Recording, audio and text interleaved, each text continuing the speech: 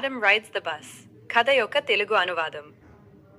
Madam rides the bus అనే కథ 8 ఏళ్ల చిన్న తమిళ అమ్మాయి వల్లి యొక్క సున్నితమైన భావోద్వేగాలను చిత్రిస్తుంది. వల్లి బయట ప్రపంచాన్ని అన్వేషించాలని ఎప్పుడూ ఆసక్తిగా ఉండేది. ఆమెకు ఆడుకోవడానికి స్నేహితులు లేకపోవడంతో ఇంటి ద్వారంలో నిలబడి వీధిలో జరిగే సంగతులన్నీ గమనించడమే ఆమెకు ఇష్టమైన కాలక్షేపం. తన గ్రామం నుంచి సమీప పట్టణానికి వెళ్లే బస్సులో ఎక్కే దిగే ప్రయాణికులను ఆమె ఆసక్తిగా చూస్తూ ఉండేది. కొత్త కొత్త ప్రయాణికులతో నిండిన బస్సు ఆమెకు అంతులేని ఆనందాన్ని కలిగించేది. బస్సులో ప్రయాణించి ఆ అనుభవాన్ని ఆస్వాదించాలని ఆమెకు బలమైన కోరిక కలిగింది. అందుకే బస్సులో వెళ్లే వాళ్ల మాటలు వింటూ బస్సు సమయాలు వివరాలను తెలుసుకుంది. త్వరలోనే తన గ్రామం నుంచి సమీప పట్టణం వరకు ప్రయాణం సుమారు 6 మైళ్ళ దూరమని, ఒకే దారి బస్సు ఛార్జీ 30 పైసలని తెలుసుకుంది. అలా బస్సు ప్రయాణానికి కావలసిన డబ్బు కోసం వల్లి పొదుపు చేయడం ప్రారంభించింది. తన తల్లి మధ్యాహ్నం నిద్రపోయే సమయంలో బస్సులో ప్రయాణించాలని వల్లి ప్రణాళిక వేసుకుంది. ఆమె రోడ్డుపై నిలబడి బస్సు కోసం ఎదురు చూసింది. బస్సు రాగానే పట్టణానికి వెళ్లాలని కండక్టర్కు చెప్పింది. కండక్టర్ చాలా హాస్యప్రియుడు. ఆమెను మేడం అని పిలుస్తూ బస్సులోకి ఎక్కి సీటు తీసుకోమని చెప్పాడు.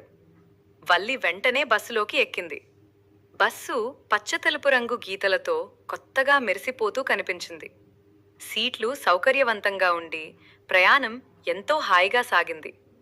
ప్రయాణంలో వల్లి బయట కనిపించే పచ్చదనం, అందమైన ప్రకృతి దృశ్యాలను ఆస్వాదించింది.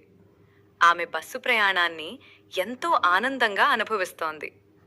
అప్పుడు ఒక చిన్న ఆవు అకస్మాత్తుగా బస్సు ముందు పరుగెత్తుతూ రోడ్డు దాటడం చూసి ఆమె ఆశ్చర్యపోయింది. డ్రైవర్ గట్టిగా హారన్ మోగించాడు.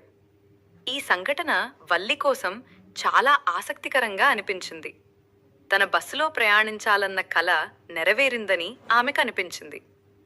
వల్లి బయట దృశ్యాలను చూస్తూ ఆనందిస్తుండగా ప్రయాణికులు తమ తమ స్టాప్ల వద్ద దిగిపోవడంతో బస్సు క్రమంగా ఖాళీ అయింది. కండక్టర్ ఆమెను పట్టణంలో స్టాళ్లను చూసి రావాలా అని అడిగాడు. కానీ తిరుగు ప్రయాణానికి డబ్బు సరిపోవాలి కాబట్టి తన దగ్గర పరిమిత డబ్బే ఉందని ఆమె చెప్పింది. ఆమె సమాధానానికి కండక్టర్ చిరునవ్వు నవ్వాడు. వల్లి బస్సులోనే ఉండి తన గ్రామానికి తిరిగి వెళ్లేందుకు టికెట్ తీసుకుంది. బస్సు మళ్లీ బయలుదేరినప్పుడు ఆమె రోడ్డుపై పడి ఉన్న ఒక చనిపోయిన ఆవును చూసింది. అది ముందుగా బస్సు ముందు పరిగెత్తిన అదే ఆవు అని గుర్తించింది. రక్తంతో ఉన్న ఆ దృశ్యం ఆమెను చాలా విషాదానికి గురిచేసింది. ఈ సంఘటన ద్వారా జీవితం మరియు మరణం యొక్క అర్థాన్ని ఆమె గ్రహించింది.